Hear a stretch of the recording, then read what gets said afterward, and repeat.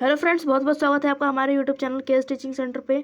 तो फ्रेंड्स, आप लोग कैसे हो? मुझे यकीन है आप बहुत अच्छे होंगे। तो देखिए बच्चों, आज हम करने वाले हैं क्लास 9th का साइंस में प्रैक्टिस पेपर, या फिर आप सैम्पल पेपर कह लीजिए। ठीक है, तो जैसा कि आपको पता है, जो सैम्पल पेपर होता है वो एक हमारा नमूना होता है। उससे रिलेटेड भी हमें 2-3 क्वेश्चन कर लेने चाहिए।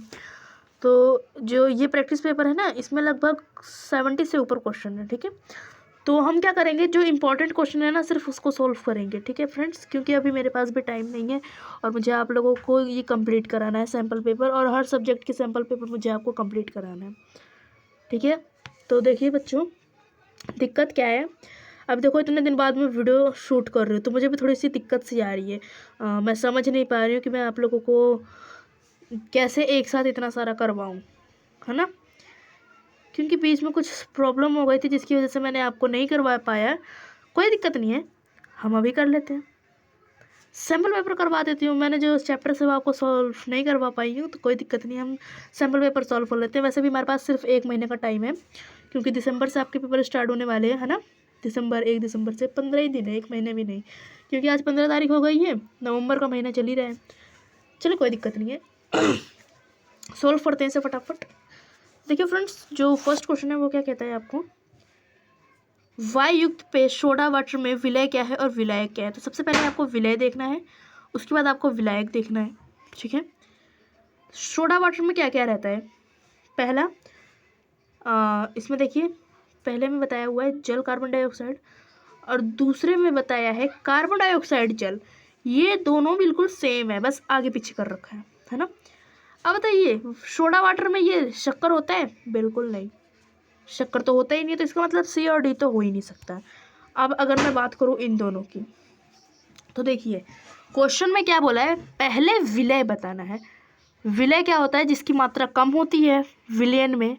और विलायक क्या होता है? जिसमें विलयन में अधिक मात्रा होती है, जैसे चीनी और पानी। तो चीनी क्या है? विलय है, और विलायक क्या है? पानी। इसी तरीके से इसमें सोडा वाटर में विलय क्या है, तो आपका सोडा वाटर में विलय हो जाएगा कार्बन डाइऑक्साइड, क्योंकि कार्बन डाइऑक्साइड कम मात्रा रहती है और जल की मात्रा अधिक रहती है। मतलब जल क्या हो जाएगा? विलायक हो जाएगा, और कार्बन डाइऑक्साइड क्या हो जाएगा? विलय हो जाएगा। इसका मतलब आपका बी ऑप्शन करेक्ट है। अगर आप इंग्लिश मीडियम में हैं तो भी बी ऑप्शन करेक्ट कर लीजिए। चलिए अब नेक्स्ट क्वेश्चन करते हैं। नेक्स्ट क्वेश्चन कहता है, निम्नलिखित में से कौन एक समंगी मिश्रण है? होमोजीनियस मिक्सचर, है ना। चलिए देखते हैं। तो फर्स्ट आपका बोल रहा है पानी में नमक का घोल, तो इसका मतलब ए ऑप्शन करेक्ट है, पानी में नमक का घोल। एक बार बी ऑप्शन भी देख लेते हैं, पानी में मिट्टी का मिश्रण, ये तो विषमांगी होता है। अब पानी और सोडियम सल्फेट का मिश्रण, पानी और सोडियम सल्फेट का मिश्रण, ये भी क्या होता है? एक समांगी मिश्रण होता है। तो आप डी ऑप्शन देखिए, बोल रहा है ए और सी दोनों। ठीक है, तो आपका डी करेक्ट हो जाएगा, क्योंकि सी भी समांगी है और ए भी समांगी है, तो आपका ऑप्शन हो जाएगा डी। ठीक है फ्रेंड्स, अगर आप इंग्लिश मीडियम में हैं तो भी डी करिए। चलिए नेक्स्ट क्वेश्चन देखते हैं। बोलता है विलयन के कणों का आकार कितना बड़ा होता है? तो ये आंसर हो जाएगा हमारा बी। ठीक है फ्रेंड्स, हमारा आंसर हो जाएगा बी। चलिए अगला देखते हैं। तो फोर्थ क्वेश्चन में बोलता है निम्नलिखित में रासायनिक परिवर्तन का उदाहरण क्या है? रासायनिक परिवर्तन, तो रासायनिक क्या होता है? जो जल जाए, मतलब जल, जो दोबारा उसे हम परिवर्तन ना कर सके। जैसे कि आप देखो बर्फ, देखो बर्फ, बर्फ पिघल के पानी में फिर हो सकता है, और अगर हम उस पानी को फिर से अगर हम फ्रिज में जमाएं तो वो फिर से बर्फ बन सकता है। इसका मतलब जब वो परिवर्तन हो जाता है तो फिर से उसी अवस्था में हम उसे ला सकते हैं। इसका मतलब इस तरीके का जो रहता है वो क्या रहता है? भौतिक परिवर्तन, है ना। लेकिन रासायनिक परिवर्तन में क्या होता है, जैसे कि मैंने कागज को जला दिया तो फिर से कागज नहीं बन सकता, तो ये क्या हो गया? रासायनिक परिवर्तन है। चलिए इसमें से देखते हैं कौन सा हमारा रासायनिक परिवर्तन है। कागज का काटना, कागज को काट के आप जोड़ भी सकते हो, फिर से एक कागज बना सकते हो, इसका मतलब ये नहीं है हो सकता। अब पानी का जमना, पानी का जमना फिर से जब बर्फ बन जाएगा फिर से आप रख दीजिए, पिघल जाएगा, तो ये भी गलत हो गया। अब मैग्नीशियम रिबन का जलना, वेरी गुड, तो आपका ऑप्शन हो जाएगा सी, मैग्नीशियम रिबन का जलना। अब मैग्नीशियम रिबन जल गया तो क्या आप फिर से उसे मैग्नीशियम रिबन बना सकते हो? बिल्कुल नहीं। एक बार और बता देती हूँ मैं, ये जो मैग्नीशियम है हमारा, ये बहुत ही नरम धातु होती है, इसे हम चाकू से भी काट सकते हैं, बहुत बार क्वेश्चन आ चुका है। और 5वां क्वेश्चन है, हाल ही में निर्मित कौन सा मिश्रण टिंडल प्रभाव दर्शाता है? कौन सा टिंडल प्रभाव दर्शाता है? चलिए देखते हैं। निलंबन क्या टिंडल प्रभाव दिखाता है? यस, टिंडल प्रभाव दिखाता है निलंबन, है ना। अब बी, कोलाइडल, क्या कोलाइडल भी निलंबन दिखाता है? ओ सॉरी, टिंडल प्रभाव दिखाता है। बिल्कुल, कोलाइडल और निलंबन दोनों ही टिंडल प्रभाव दिखाते हैं, लेकिन विलयन नहीं दिखाता है, क्योंकि विलयन के कण बहुत छोटे होते हैं। तो ए और बी दोनों, तो इसका मतलब देखिए डी ऑप्शन आपका करेक्ट हो जाएगा।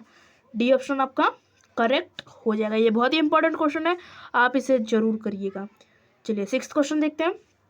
तो 6th क्वेश्चन कहता है फ्रेंड्स, प्रत्येक कोशिका की विशेषताएं होती, प्रत्येक कोशिका की विशेषताएं क्या होती हैं? तो देखिए, केंद्रक क्षेत्र या केंद्रकाय, क्या बोल रहा है? केंद्रक क्षेत्र या केंद्रकाय, ठीक है। ये सब क्या है ना, कोशिकाएं की विशेषताएं हैं। तो आपको बताना है क्या ये सब कोशिका की विशेषताएं हैं या नहीं है। चलिए देखते हैं। जो केंद्रक क्षेत्र या केंद्रक, कोशिका झिल्ली, कोशिका द्रव, ये सब रहते हैं किसमें? कोशिका में, ठीक है। तो इसका आंसर हो जाएगा उपरोक्त सभी। ये देखो डी ऑप्शन में है, फर्स्ट, सेकंड एंड थर्ड तीनों ही इसके आंसर है। तो आप डी ऑप्शन करेक्ट कर लीजिए, सारे के सारे हैं। चलिए 7th क्वेश्चन देखते हैं। 7th क्वेश्चन कह रहा है डीएनए का मतलब होता है, डीएनए की फुल फॉर्म बताना है आपको। ये तो मेरे बच्चे यूं कर लेंगे। तो इसका आंसर क्या हो जाएगा? ए, डीऑक्सीराइबो न्यूक्लिक अम्ल, न्यूक्लिक अम्ल, ठीक है फ्रेंड्स। तो देखिए बेटा, इतने छोटे छोटे क्वेश्चन है, आप यूं कर सकते हो, इसमें डरने वाली कोई बात नहीं है, लेकिन फिर भी एक बार हम कर लेते हैं। तो बताइए, क्रोमेटिन पदार्थ का मतलब क्या होता है?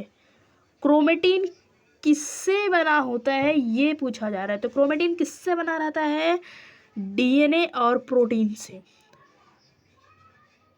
है, डीएनए और प्रोटीन से, बिल्कुल।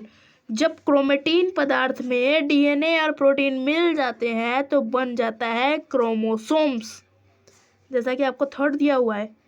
लेकिन यहाँ पे पूछा गया कि क्रोमेटिन किससे बना रहता है, तो डीएनए और प्रोटीन से। तो आपका आंसर हो जाएगा फ्रेंड्स ए, पहला और दूसरा। चलिए 9th क्वेश्चन देखते हैं। तो 9th क्वेश्चन क्या कह रहा है? कोशिका शब्द का पहला, सॉरी, हाँ, तो कोशिका शब्द पहले किसने दिया, मतलब इस्तेमाल किसने किया? तो ये तो आप सबको पता होगा, रॉबर्ट हुक ने। किसने? रॉबर्ट हुक ने। चलिए अगला देखते हैं। ऐसा क्वेश्चन पे आपको बिल्कुल भी टाइम नहीं लगाना, ऐसा आप बिल्कुल यूँ कर लीजिए। तो 10वां क्वेश्चन कहता है सॉरी, हाँ, प्लाज्मा झिल्ली के द्वारा जल के अणुओं की गति क्या कहलाती है? परासरण। इसमें कोई सोचने वाली बात थी? तो देखिए इसमें क्या बोल रहा है, जल के अणुओं की गति। देखिए ठोस द्रव्य, क्या ठोस और द्रव्य अगर जल के द्वारा, जो प्लाज्मा झिल्ली के द्वारा अणुओं की अगर गति हो रही है तो आप परासरण पे करोगे। लेकिन अगर गैसेस की गति हो रही है, जैसे ऑक्सीजन, कार्बन डाइऑक्साइड, इनकी गति हो रही है, तो आप विसरण पे टिक करोगे। किस पे? विसरण पे। तो अगला देखते हैं। तो इसमें आपको पता चल गया ना कौन सा है? परासरण, ए ऑप्शन। चलिए 11वां क्वेश्चन कहता है फ्रेंड्स, 11वां, निम्नलिखित में से किस उत्तक की रिक्तिका उपस्थित नहीं होती है? तो इसमें किन में रिक्तिका उपस्थित नहीं होती है ये मेरे बच्चे यूं बता देंगे, पैरेन्काइमा, सी ऑप्शन, पैरेन्काइमा में रिक्तिका उपस्थित नहीं होती है। चलिए आगे देखते हैं 12वां क्वेश्चन। तो 12वां क्वेश्चन क्या कहता है बच्चों? निम्नलिखित एक जटिल उत्तक के घटक हैं, इनमें से कोई जीवित घटक होते हैं?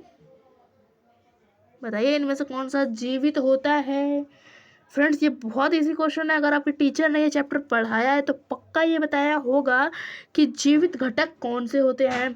तो अगर आपको नहीं पता है तो प्लीज़ प्लीज़ प्लीज़ मैं आपको कह रही हूँ कि आप ये देख लीजिए। तो इसमें से जीवित होता है जाइलम पैरेन्काइमा। क्या? जाइलम पैरेन्काइमा इसमें जीवित होता है मेरे बच्चों। ये 100% मैं कह सकती हूँ कि एग्ज़ाम में आ सकते हैं, तो इसको आप प्लीज़ याद रखिएगा। चलिए अगला देखते हैं। दिए गए चित्र किस सरल स्थायी उत्तक को दर्शाता है और उसका कार्य क्या है ना? तो ये रहा आपका चित्र। तो बताइए ये किस सरल स्थायी उत्तक को दर्शाता है और इसका क्या कार्य है। आइए देखते हैं इसका क्या कार्य है। तो दोस्तों देखिए सबसे पहले तो ये पैरेन्काइमा है, समझ गए आप? देखते ही समझ गए ये क्या है, पैरेन्काइमा है। अब देखिए दो में पैरेन्काइमा है, ए और बी में पैरेन्काइमा बताया हुआ। अब इसका कार्य हम एक बार देख लेते हैं क्या है। तो देखिए पहला लिखा हुआ है पौधों के भागों को कठोरता प्रदान करता है। तो बताओ ये कोई पौधों के भागों को कठोरता प्रदान करता है यहाँ से? बिल्कुल नहीं, गलत है। तो इसका मतलब आमतौर पर भोजन का संग्रह करना, यही पैरेन्काइमा का कार्य है और इसका ऑप्शन बी है। ठीक है फ्रेंड्स, तो ये क्या करता है, भोजन का संग्रह करना। लेकिन अगर मैं बता दूं कि पेड़ पौधों को कठोरता प्रदान करना, तो वो है स्केलेन्काइमा का काम। ठीक है, चलिए 14 करना है। 14 छोड़ो, इसको छोड़ देते हैं, है ना। 14 क्वेश्चन छोड़ देते हैं। ये तो अब देखो इतने सारे कर लिए, तो इसी क्वेश्चन से क्या और करना, थोड़ा से अलग क्वेश्चन देखते हैं, थोड़े से अलग क्वेश्चन देखते हैं। चलिए हाँ, थोड़े से अलग क्वेश्चन, ठीक है 21 करते हैं। 21 में देखो क्या कह रहा है, जड़त्व माप होती है। जड़त्व किस चीज़ को नापती है बेटा? द्रव्यमान को। जड़त्व किस चीज़ की माप होती है? तो द्रव्यमान की माप होती है। ठीक है, अब बताइए बल का मात्रक क्या है? बहुत ही इजी क्वेश्चन है। बल का मात्रक क्या है? न्यूटन। ठीक है, बल का मात्रक न्यूटन है, ये आप सभी को पता होगा, मुझे यकीन है। चलिए अगला क्वेश्चन देखते हैं। 23 क्वेश्चन, कौन सा? 23। तो 23 क्या कहता है, जल्दी पढ़िए। एक अंतरिक्ष यान के प्रक्षेप के दौरान उससे निकलने वाला प्रणोदक उस पर उठाने में मदद करता है, उसका कारण है। तो उसका क्या कारण है गाइस? चलिए एक एक करके ऑप्शन पढ़ते हैं। देखिए ऊर्जा का संचारण करना, बिल्कुल गलत। न्यूटन की गति का दूसरा नियम, बिल्कुल गलत। न्यूटन की गति का तीसरा नियम, बिल्कुल सही। न्यूटन की गति का तीसरा नियम। ठीक है फ्रेंड्स, चलिए न्यूटन की गति का तीसरा नियम आपको पता ही होगा, है ना। चलिए अगला क्वेश्चन देखते हैं। 24 क्वेश्चन। 24 क्वेश्चन में कहता है गति का दूसरा नियम हमें किसका माप देता है ना। तो गति का दूसरा नियम हमें बल का माप देता है। किसका? बल का। चलिए अगला देखते हैं। आप देखो हम सेक्शन बी पर आ चुके हैं, कितनी अच्छी बात है। 25 क्वेश्चन, ठीक है 25 क्वेश्चन देखते हैं। 25 क्वेश्चन में आप बताइए कंडारा का क्या काम है। तो कंडारे का काम है बाबू मांसपेशियों को अस्थियों से जोड़ना।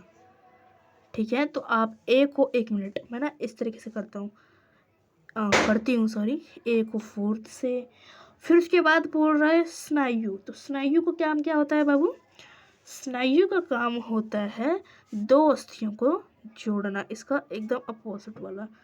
चलिए अब उपस्थित, उपस्थित है ना, उपस्थित। तो देखते हैं इसका है उपस्थित अस्थियों की संधि को चिकना बनाना है, बिल्कुल सही।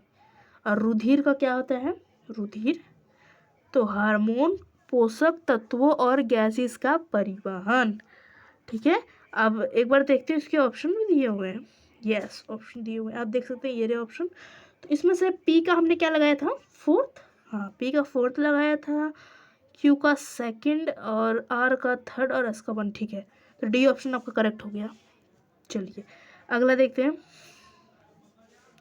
बोलता है टीचर आयोडीन का मिश्रण क्या है। तो टीचर आयोडीन का जो मिश्रण होता है बाबू, वो ठोस और द्रव्य रहता है। ठोस और द्रव, तो देखिए ठोस और द्रव बी ऑप्शन आपका करेक्ट हो जाता है।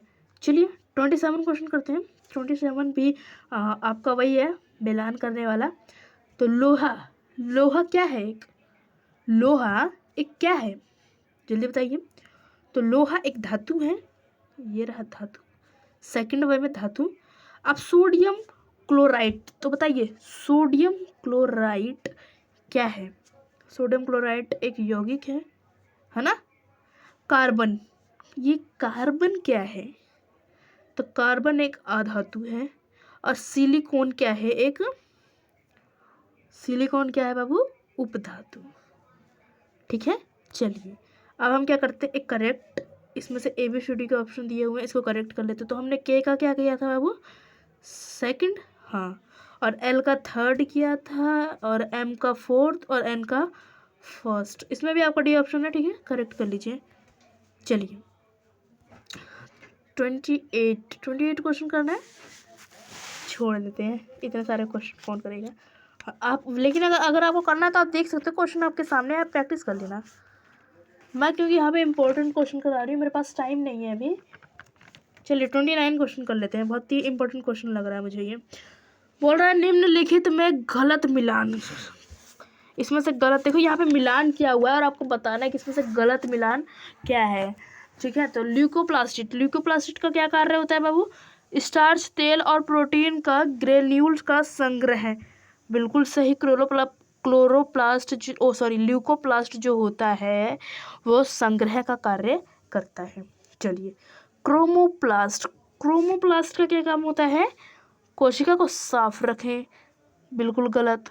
क्रोमोप्लास्ट का काम कोई कोशिका को साफ रखना होता है, इसका काम तो कलर देना होता है, कलर देना होता है क्रोमोप्लास्ट का काम।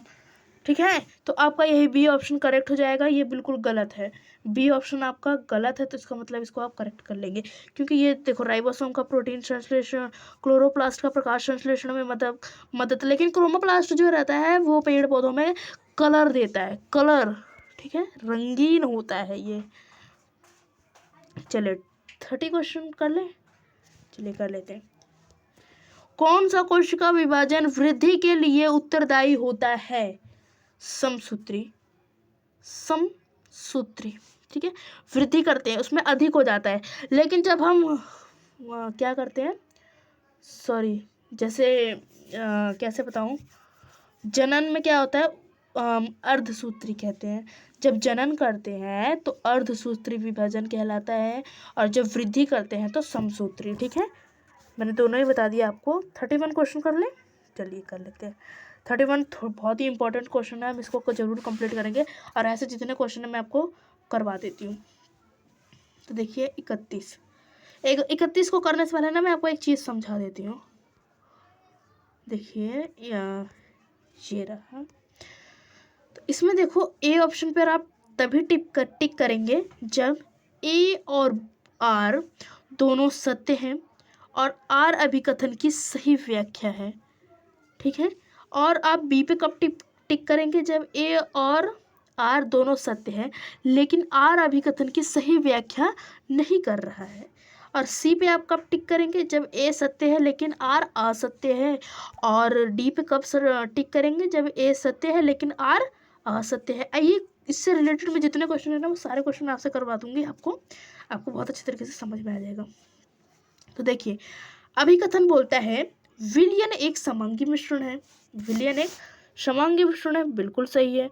कारण बोलता है विलयन की बनावट समान होती है, ये भी बिल्कुल करेक्ट है। तो देखिए ए भी करेक्ट है, बी भी करेक्ट है, और ए अभिकथन जो है कारण की व्याख्या कर रहा है, तो इस पे आप ए पे टिक कर देंगे। ठीक है, आप ये चारों में से 31वें क्वेश्चन पे अगर आप करेंगे तो ए पे टिक कर देंगे। अब मैं बार बार यहाँ पे नहीं आऊँगी, बस आपको बता दूंगी कि आप किस पर टिक करेंगे।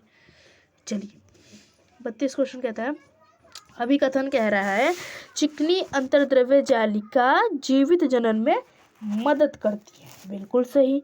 कारण है SER वसा अणुओं का निर्माण में सहायता करती है, बिल्कुल सही। तो इसमें भी आप एक पे टिक करेंगे, क्योंकि अभिकथन और कारण बिल्कुल सही है और अभिकथन कारण की व्याख्या कर रहा है। तो 33 क्वेश्चन आपका 33 क्वेश्चन कहता है अभिकथन जड़ों के रेशे एपिडर्मिस कोशिकाओं से बने होते हैं। क्या बोल रहा है बाबू? जो जड़े होते हैं वो एपिडर्मिस कोशिकाओं के बने होते हैं। बिल्कुल राइट कारण है ये। जड़ के रेशे जल और खनिज का अवशोषण नहीं करते हैं। तो कारण इसमें गलत है और अभिकथन सही है, तो इस पे आप सी पे टिक करेंगे। किस पे? सी पे। सी वाले में था ना ए सत्य है लेकिन जो आर है वो गलत है। एक बार मैं दिखा देता हूँ आपको वो वाला फिर से। ये रहा, देखिए सी पे है ए सत्य लेकिन आर असत्य है, तो आप सी पे टिक कर लेंगे। तो अब हम कौन सा करेंगे? 34 करेंगे, है ना? 34 कर लेते हैं। चाल एक अदिश राशि है। बिल्कुल सही। चाल का केवल परिमाण होता है। बिल्कुल सही। अभिकथन कारण की व्याख्या कर रहा है, तो इस पे भी आप किस पे टिक कर देंगे? ए पर। किस पे टिक करेंगे? ए पर। दोनों ही सही है और अभिकथन कारण की व्याख्या कर रहा है। 35 क्वेश्चन देखते हैं क्या कहते हैं। अभिकथन कह रहा है फुटबॉल का जड़त्व समान आकार की पत्थर की बल से कम होता है ना? फुटबॉल का जड़त्व समान आकार की पत्थर की बॉल से कम होता है। सही है? बिल्कुल सही। कारण किसी वस्तु का जड़त्व उसके द्रव्यमान के माप होता है। ये भी सही है। अभिकथन कारण की व्याख्या कर रहा है, तो आप किस पे टिक करेंगे? ए पे टिक करेंगे। चलिए 36 क्वेश्चन करें। आप बताओ करें कि नहीं करें, कमेंट बॉक्स में बताइए करें कि नहीं करें। चलिए कर लेते हैं 36 क्वेश्चन। 36 क्वेश्चन क्या कहता है? दिए गए चित्र में आरबीसी को विलियन एक्स में रखा गया है। विलियन एक्स की प्रकृति क्या हो सकती है ना? तो देखिए जो इसको रखा गया है ना, इसको रखा गया है, यही एक्स एक सॉल्यूशन है। ये जो आपको गिलास दिख रहा है ये क्या है? एक सॉल्यूशन है। अब देखिए इसमें परिवर्तन आया। क्या आया? परिवर्तन आया। जो बाहर की सांद्रता है वो ज़्यादा है और अंदर की भी ज़्यादा है, तो इस पे आप अल्प परासरण पर टिक कर लेंगे। किस पे? अल्प परासरण। ये सब इसमें तो आपको कोई दिक्कत नहीं होती होगी। अल्प परासरण, अति परासरण और संपरासरण। संपरासरण चलो मैं बता देता हूँ। एक संपरासरण जब दोनों बराबर हो, कोई भी परिवर्तन है ना आए, आप उसमें डाल दीजिए बोल, एक बोल मतलब डाल दीजिए सॉल्यूशन में, बोल में कोई परिवर्तन ही नहीं आया, तो जी संपरासरण। बाहर हो संपरासरण, अंदर हो संपरासरण। समझ में आ गया? चलिए 37 करते हैं। चलो 37 करने में बहुत मज़ा आएगा। चलिए तो एक्स कहाँ पर है? ये देखिए ये रहा है। ये क्या है? एक्स जो है, चलिए एक्स वाई जेड इन तीनों का कार्य आपको बताना है। देखिए एक्स जो है वो प्रकाश संश्लेषण करता है। क्या करते हैं? प्रकाश संश्लेषण। तो इस वाले में कर दीजिए। अब वाई क्या करता है? वाई जल्दी बताइए। वाई कोशिका में सभी उपाच्य क्रियाओं का नियंत्रण करता है। इतना सोचा मत करो, कमेंट बॉक्स फटाफट डाला करो। जेड ठोस और तरल पदार्थ का संग्रह करता है। देखिए फ्रेंड्स बहुत सारे क्वेश्चन हम लोगों ने कर लिए हैं। चलिए अब जल्दी कराएंगे, ठीक है। 38 में बोलता है कौन न्यूरॉन का भाग नहीं है? न्यूरॉन का भाग नहीं है द्रुमिका न्यूरॉन का भाग नहीं है। सॉरी द्रुमिका नहीं, सिनेप्स जो है वो न्यूरॉन का भाग नहीं है, तो इसमें आपका आंसर डी हो जाएगा। चलिए 39 क्वेश्चन करते हैं। बोल रहा है निम्नलिखित में से कौन यौगिक के गुण नहीं है? तो यौगिक का गुण देख एक एक करके पढ़ते हैं। किस यौगिक के संगठकों को सरल भौतिक विधियों द्वारा अलग नहीं किया जा सकता? एक यौगिक के विभिन्न जड़त्व एक निश्चित अनुपात में होते हैं। अब किसी के गुण उससे मौजूद तत्वों के गुणधर्म से पूर्णतः भिन्न होते हैं, है ना? और डी ऑप्शन कह रहा है एक यौगिक प्राकृतिक में विषमांगी होते हैं, तो आपका डी ऑप्शन करेक्ट हो जाएगा। क्योंकि यहाँ पे बोल रहा है निम्नलिखित में से कौन सा गुण नहीं है, तो ये तीनों गुण है, ए बी सी तीनों गुण है और डी वाला गुण नहीं है, तो आपका डी ऑप्शन करेक्ट हो जाएगा। चलिए 40 देखते हैं। बोल रहा है एक छात्र ने पेशीय ऊतक की एक स्लाइड का प्रेक्षण सूक्ष्मदर्शी जिसकी संरचना बेलनाकार धारीदार और प्रकृति में ऐच्छिक है, यह किस प्रकार का पेशीय ऊतक है। बहुत ही इजी है, रैखिक है ना। रैखिक में कैसा होता है, बेलनाकार होता है, धारी होता है ना, पढ़ा था ना हमने। चल फिर 41 क्वेश्चन कर लेते हैं। कापोल कोशिका किस प्रकार की एपिथेलियम ऊतक से बनी रहती है। बहुत ही इजी क्वेश्चन है, सेल की एपिथेलियम ऊतक। 42 क्वेश्चन देख लेते हैं। 42 क्वेश्चन में कह रहा है निम्नलिखित में कौन प्रोकैरियोटिक कोशिका में नहीं पाया जाता है। तो कौन प्रोकैरियोटिक कोशिका में नहीं पाया जाता है बाबू, जल्दी बताइए। झिल्ली से बंधे हुए अंग है ना। प्रोकैरियोटिक में झिल्ली से बंधे हुए, झिल्ली तो होती ही नहीं है उसमें, है ना। चलिए 43 क्वेश्चन कर लेते हैं। 43 में क्या बोलते हैं, निम्नलिखित में बल के बारे में कौन सत्य बात कह रहा है। ये तो आप बता ही देंगे, बल के बारे में कौन सा है कौन सा नहीं है। हम कर लेते हैं 44 क्वेश्चन। 44 क्वेश्चन में कह रहा है डीएनए के क्रियात्मक खंड को क्या कहते हैं। बहुत ईजी है, जीन कहते हैं, है ना। 45 क्वेश्चन कह रहा है इसका मिलान करना है। चलिए माइटोकॉन्ड्रिया का क्या काम है, एटीपी का निर्माण करना। राइबोसोम का क्या काम है बाबू, जल्दी बताइए। प्रोटीन का निर्माण करना। आहार का क्या है, गोल्जी काय का काम, सॉरी जो गोल्जी काय है हमारा वो, उसका क्या काम है, लाइसोसोम के निर्माण में मदद करना। सब सूत्र निर्माण कर रहा है। प्लास्टिड का क्या काम है, प्लास्टिड एस पादप को स्वपोषी बनाता है। चलिए ऑप्शन भी होगा शायद, है ऑप्शन, चलिए देखते हैं। तो हमने पी पे क्या टिक किया था, थर्ड, और क्यू पे फर्स्ट, आर पे सेकंड, एस पे फोर्थ। इसका मतलब आंसर हो जाएगा सी। चलिए 46 क्वेश्चन करते हैं। 46 क्वेश्चन में कह रहा है कोशिका के अपशिष्ट निपटाने वाले तंत्र लाइसोसोम कहलाते हैं, है ना। अपशिष्ट पदार्थों को खाता है ना लाइसोसोम। चलिए बाबू अब करते हैं 47 में ऐसे ही आपको बता देता हूँ, सोल्व करके नहीं दिखाऊंगा, ठीक है। बोल रहा है 10 kg और 20 kg की दो वस्तुएं एक्स और वाई का वेग क्रमशः 20 मीटर प्रति सेकंड और 5 मीटर प्रति सेकंड है, किसी वस्तु का संवेग अधिक होगा तो एक्स, ठीक है, एक्स का अधिक होगा। 48 क्वेश्चन कह रहा है जड़त्व पर सीधी रेखा में चल रहे 5 kg के पहिए का वेग समय ग्राफ में दिया गया है। पहले को विराम अवस्था में लाने के लिए रोड द्वारा कितना बल लगेगा। इसको भी मैं सोल्व करके नहीं दिखा रहा हूँ, लेकिन आपको बता देता हूँ। इसका आंसर आएगा सी, -10 न्यूटन। -10 न्यूटन। समझ आ गया, समझ आ गया बाबू। चलिए आप कौन सा क्वेश्चन करना पसंद करेंगे, आप बोलिए, कौन सा क्वेश्चन करना पसंद करेंगे, कमेंट डालिए बेटा। चलिए 49 पे आ गए हैं, तो 49 क्वेश्चन सॉल्व करते हैं। निम्नलिखित में कौन विलयन का घटक नहीं है, बताइए। ये देखिए सी ऑप्शन में कह रहा है परिक्षिप्त प्रवास्त। ये तो कोलाइडल में होता है ना, लेकिन विलियन में नहीं होता है, तो आपको किस पे टिक करना है, सी पे टिक करना है। 50 क्वेश्चन बोलता है शक्कर विलियन है, किस चीज़ का विलियन है, ठोस और द्रव्य का मिश्रण, इस पे टिक कर लीजिए आप। 51 देखते हैं विलियन की सांद्रता के लिए कौन सा कथन सही है। प्रति इकाई आयतन में मौजूद विलय की मात्रा, ए ऑप्शन आपका सही हो गया। अब देखिए हमें आंसर पहले मिल गया, तो हम 3 को काहे पढ़े जी। चलिए अगला क्वेश्चन करते हैं।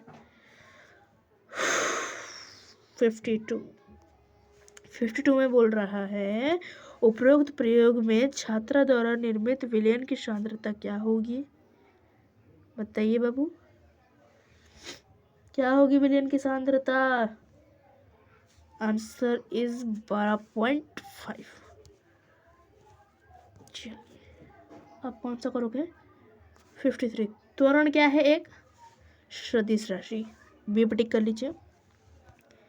54 क्या कह रहा है, धावक का वृत्तीय पथ पर गमन क्या दर्शाता है, त्वरण, त्वरित, ए पे टिक कर लीजिए, त्वरित, है ना।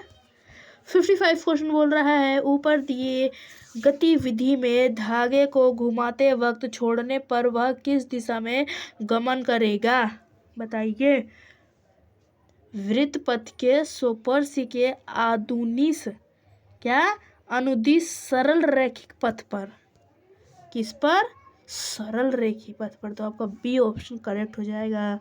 चलिए फ्रेंड्स, अब कर लेते हैं 56 क्वेश्चन। 56 क्या कहता है, वृत्तीय गति त्वरित गति है, क्योंकि, क्यों है वृत्तीय गति एक त्वरण गति, तो देखिए क्योंकि इसमें जो गति है ना वो दिशा लगातार बदलती रहती है ना। तो सी ऑप्शन देखिए कह रहा है गति की दिशा लगातार बदलती रहती है, तो आपका सी ऑप्शन करेक्ट हो जाएगा। आप कौन सा क्वेश्चन करेंगे बताइए। चलिए 57 कर लेते हैं। सॉरी बरसुम हो गया कुछ ज़्यादा ही। अरे बच्चों कौन सा करेंगे, 57 कह रहा है कौन सी कोशिका हमें प्रतिरक्षा प्रदान करती है, मतलब हमारी जो रक्षा है कौन सी कोशिका करती है, WBC, हमने छोटी छोटी क्लासेस में पढ़ लिया था। ऐसे क्वेश्चन आ जाएंगे तब तो आप यूँ कर लोगे।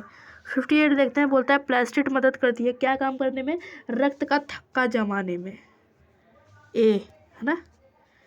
और भी क्वेश्चन करने हैं, चलिए एक और कर लेते हैं। 59 बोल रहा है हमारे शरीर में निर्मित कार्बन डाइऑक्साइड का परिवहन रुधिर किस कोशिका द्वारा होता है, तो बताइए किस कोशिका द्वारा होता है प्रभु, बताइए। तो इसका आंसर हो जाएगा आपका RBC, ठीक है, रुधिर।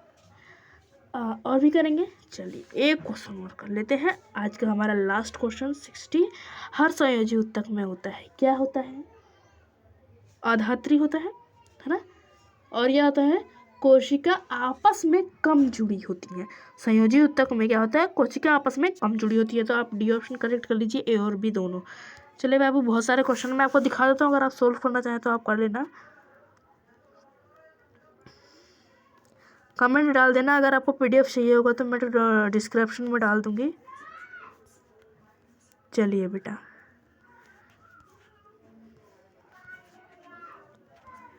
सारे क्वेश्चन खत्म हो गए हैं, बाय बाय। तो बेटा अगर आपको ये वीडियो अच्छी लगी हो तो वीडियो को सब्सक्राइब कर दीजिएगा, लाइक भी कर दीजिएगा, कमेंट तो आप कर ही चुके हैं इतने सारे। चलिए बाय बाय। अगर आपको कोई डाउट है तो प्लीज़ कमेंट करके पूछ लेना, दिक्कत मत करना, क्योंकि देख बाबू अभी मेरे पे काम है, लेकिन आपकी स्टडी से ज़्यादा मेरे पास काम नहीं है, ठीक है। आपकी स्टडी सबसे पहले है, मैं बाद में। देखिए बेटा अगर आपको दिक्कत है तो आप कमेंट बॉक्स में बेधड़क पूछिए, नेक्स्ट वीडियो बना कर भेज दूंगा। सिर्फ आपके डाउट को क्लियर करने के लिए मैं एक वीडियो बनाऊंगा, है ना। चलिए बाय बाय। डाउट है कमेंट करिए, कमेंट बॉक्स आपके सामने है।